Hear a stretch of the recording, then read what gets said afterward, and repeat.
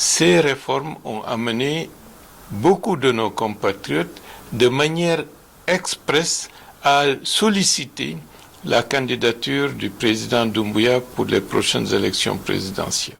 Nous ne pouvons pas, au regard de l'impératif d'assurer la stabilité de la Guinée, de faire prévaloir l'engagement personnel du président Doumbouya pour lui demander à titre personnel de reconsidérer sa position au regard des impératifs de stabilité, de continuité, de consolidation des réformes engagées. Vous savez,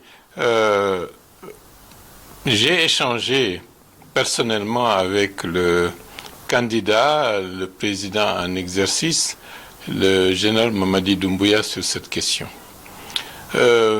Pour des raisons dues à leur engagement patriotique, le 5 septembre 2021, au péril de leur vie, ils ont pris leurs responsabilités.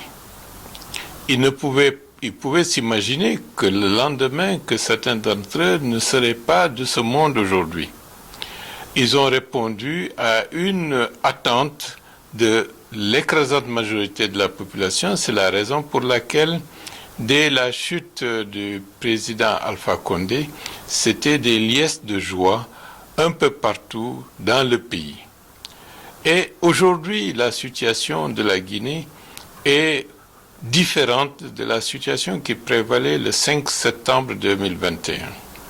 D'abord, le bilan, qui est particulièrement élogieux par rapport à tout ce qui a été fait en termes de transformation de la vie économique, de la vie sociale, des réformes majeures qui ont été engagées. Ces réformes ont amené beaucoup de nos compatriotes de manière expresse à solliciter la candidature du président Doumbouya pour les prochaines élections présidentielles. Hormis cela, il y a aussi des faits majeurs qui nécessitent réflexion. La situation régionale. Comme vous le savez, notre pays, la Guinée, est dans un contexte où,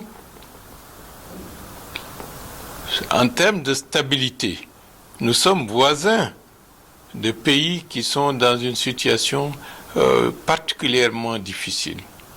Et nous ne pouvons pas, au regard de l'impératif d'assurer la stabilité de la Guinée, d'aller dans le sens de la consolidation des réformes qui sont déjà engagées, de faire prévaloir l'engagement personnel du président Doumbouya au lendemain du 5 septembre 2021 pour ne pas prendre en compte la situation globale de la Guinée dans le contexte actuel, pour lui demander à titre personnel de reconsidérer sa position au regard des impératifs de stabilité, de continuité, de consolidation des réformes engagées.